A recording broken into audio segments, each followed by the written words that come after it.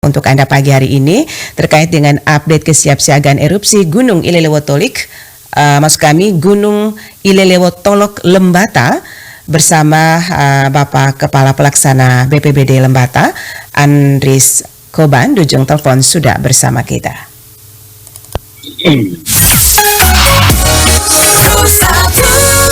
Selamat pagi Pak Andris. Selamat pagi. Baik. Selamat pagi buat pendengar RRI 1ND. Oke, apa kabar Lembata pagi hari ini Pak Andris?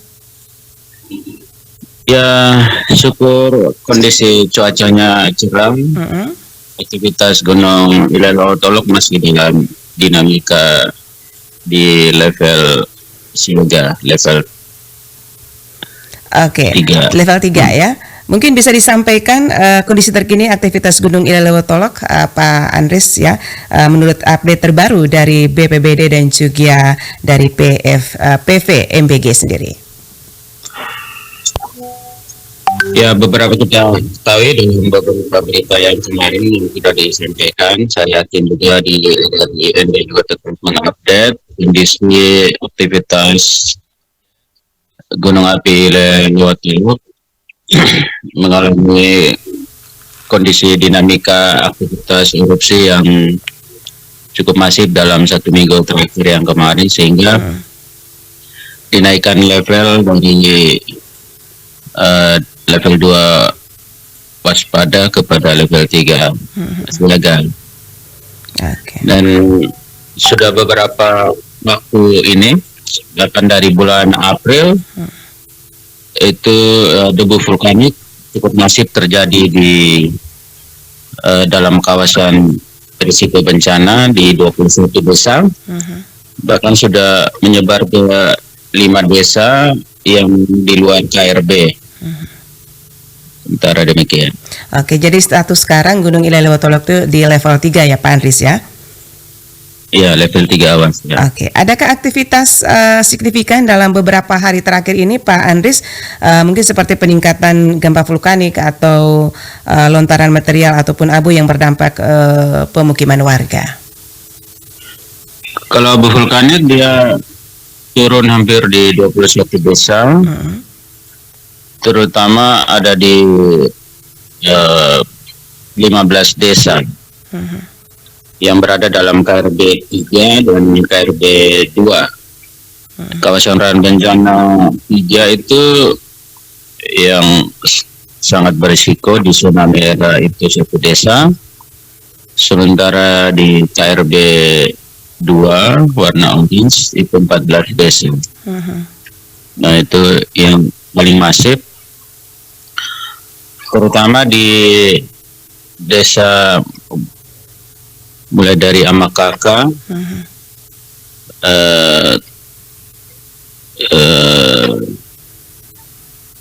mana saya ini Amakaka, Lamangwana, Bunga Muda, Napisabok, Lamagute, sama di 5 desa itu yang. Tapi keseluruhan ada 15 desa terdampak KRB, terdampak erupsi, terdampak abu vulkanik itu. Iya. Dan kira-kira bagaimana nih langkah kesiapsiagaan yang sudah dilakukan oleh BPBD Lembata bersama pihak terkait? Ya, selain tadi yang saya sebut di abu vulkanik itu lontaran kejaran api itu sudah hampir sekitar 2 sampai 2,5 kilo, sehingga PVMBG mengeluarkan rilis untuk tidak boleh memasuki dalam wilayah 3 km dari puncak.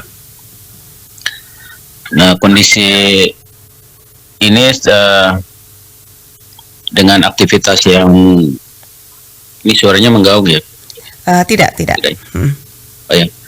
Aktivitas yang dinamikanya semakin masif mengarah pada potensi-potensi yang berisiko.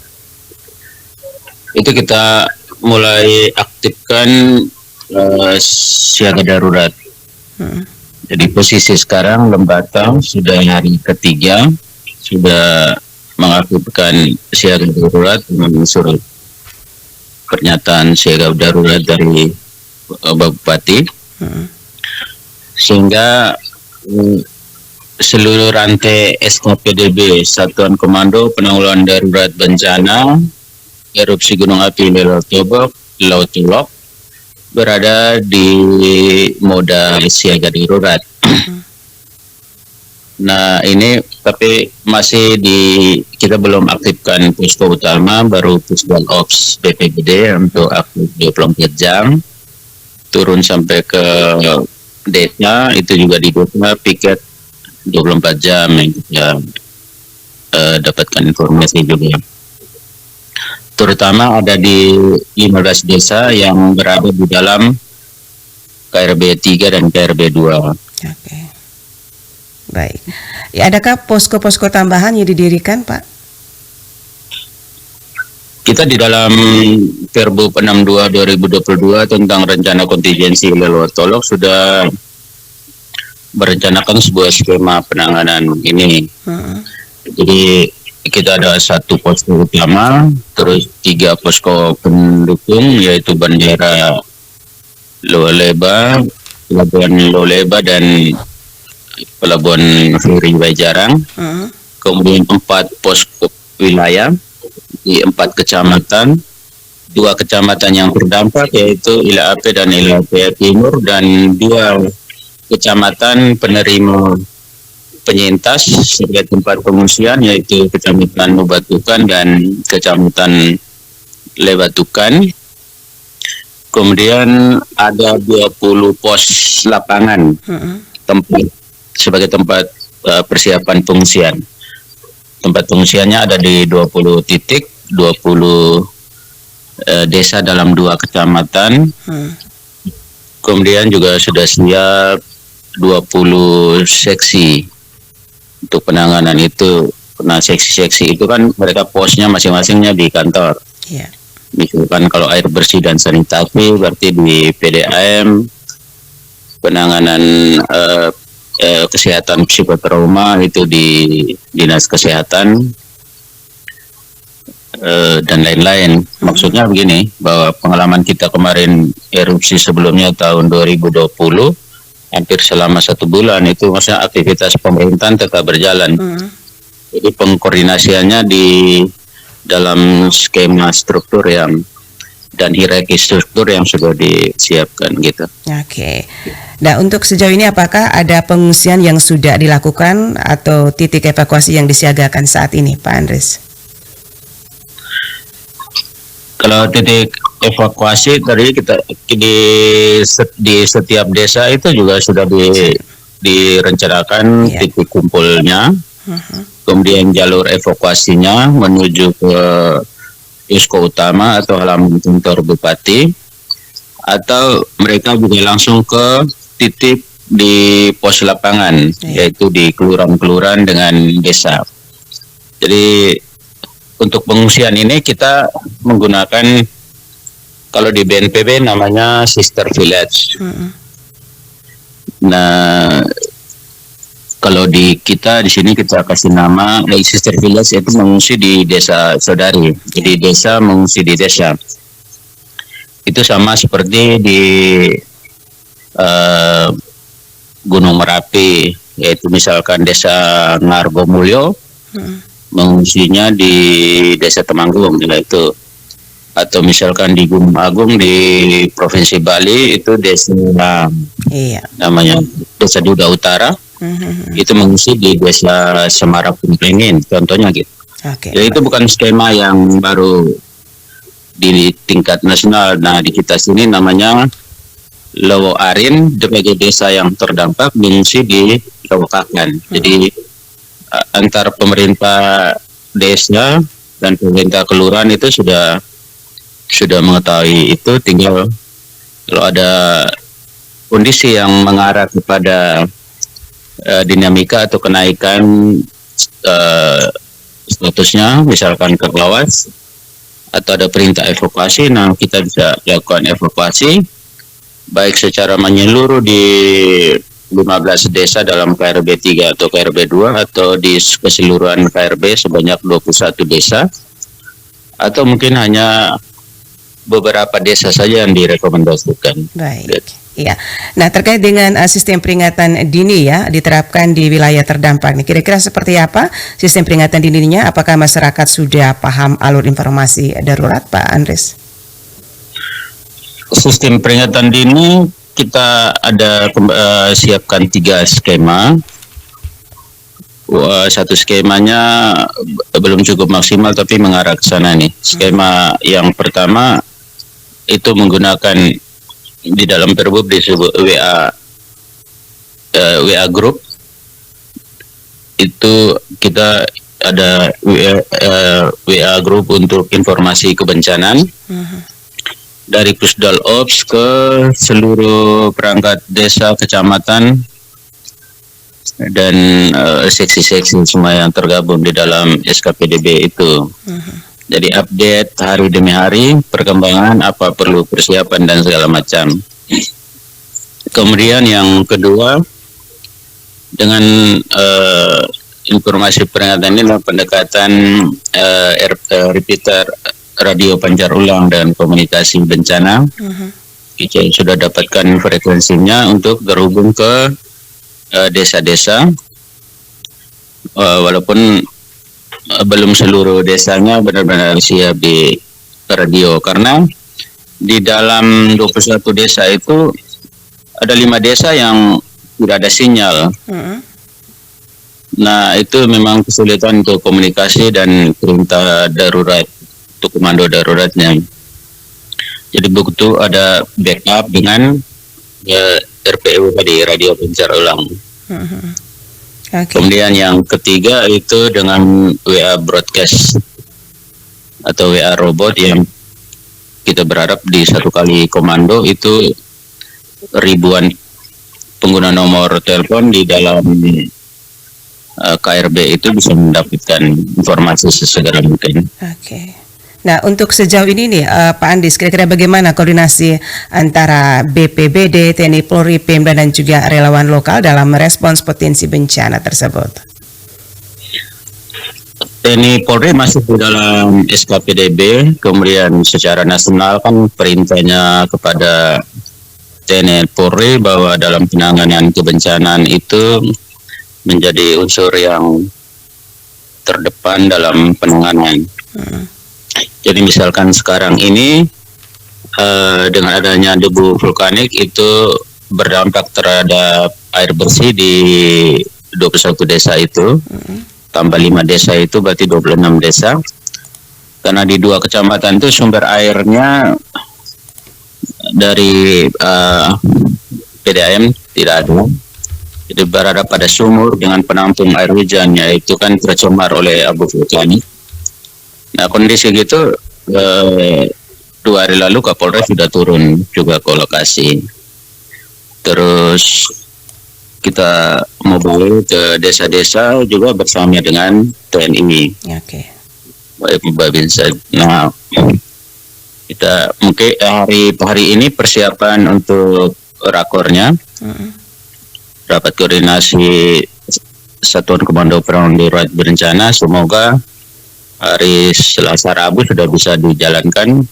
Yang pasti juga mengundang TNI Polri, karena TNI Polri berada di salah satu bidang dalam SKPDB, yaitu bidang keamanan dan ketertiban, termasuk juga di dalam unsur pencarian pertolongan, seksi pencarian pertolongan, dapur umum, dan fungsi mereka berada di semua area, berada di semua zona dan berada di semua titik pada saat erupsi.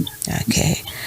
Ya, Pak Andres, apa himbauan Bapak kepada masyarakat khususnya yang tinggal di lereng atau sekitar zona rawan ya untuk tetap waspada agar tidak panik? Iya, yang pertama mengikuti himbauan daripada PVMBG.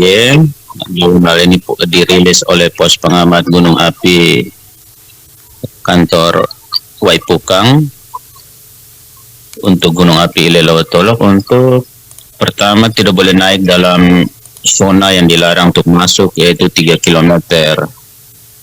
Karena dalam area 3 kilometer itu ada juga termasuk rumah adat, kampung lama, dan kebun-kebun. Walaupun tidak ada yang berdomisili di atas, tetapi kadang aktivitasnya masih naik. Ada juga beberapa orang yang kadang membawa pendaki ke atas. Nah, itu supaya tidak masuki dalam kawasan bahan bencana itu. Kemudian menggunakan masker. Karena debu vulkanik itu sangat berbahaya untuk saluran pernapasan, paru-paru, dan kita koordinasi dengan klaster kesehatan. Dan sekarang sudah mengaktifkan 2 puskesmas dalam wilayah kerja 2 kecamatan itu untuk sosialisasi dan penanganan ISPA. Yang ketiga itu tetap berada dalam rantai komando, karena perintah evakuasi dan penanganan pengungsian dan segala macam itu sudah disiapkan dalam rantai komando yang tidak terputus dari kabupaten sampai di RT, bahkan sampai di keluarga. Oleh karena itu jangan putus, jangan keluar dari rantai komando, karena semua sudah disiapkan dan direncanakan. Yang keempat, memang banyak-banyak media yang menginformasikan dan segala macam.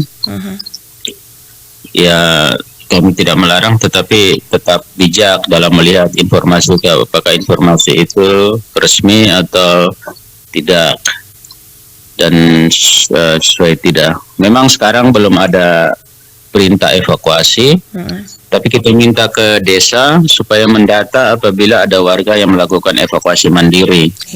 Evakuasi mandiri artinya secara mandiri berpindah ke rumah keluarga yang di luar zona. Tapi sampai sekarang belum ada laporan dari desa. Yang sekarang laporan dari desa itu baru aktivitas piket yang ada di desa-desa dan aktivitas komunikasi radio komunikasi darurat yang tersampaikan kepada kami. Oke, baik. Terakhir Pak Andres, kira-kira nih di mana masyarakat bisa mengakses informasi resmi dan terpercaya soal kondisi Gunung Ilelewo Tolok ya, agar tidak termakan hoaks? Yang pertama, dari Pos Pengamat Gunung Api juga punya media untuk menginformasikan itu, terkonek juga dengan kami, dan kami punya nomor WA group yang, jadi sistemnya ini kami dari Pusdal Ops PPBD menginformasikan kepada pos di desa, dan di desa menginformasikan kepada masyarakat lewat WA grupnya desa, atau kami di sini bilang calling ya. Calling itu mengumumkan lewat TOA di desa-desa. Rata-rata semua desa punya media TOA untuk komunikasi itu. Nah, itu yang harus jalan. Nah, semoga 1-2 hari ini kami sudah share nomor kontak WA broadcast itu supaya semua bisa connect di nomor WA robot itu, supaya sekali informasi langsung dapat dari Pusdal Ops PPBD. Oke, baik. Terima kasih Pak Andries Goban, informasi wawancara kita pagi hari ini bersama Pro 1 RRI Ende. Salam sukses. Terima kasih, salam di udara untuk Pro 1 RRI Ende. Baik, pendengar Pro 1 dimanapun Anda berada, demikian wawancara kami bersama Bapak Andries Goban, Kepala Pelaksana BPBD Lembata, terkait dengan update kesiapsiagaan erupsi Gunung Ilelewo Tolok Lembata.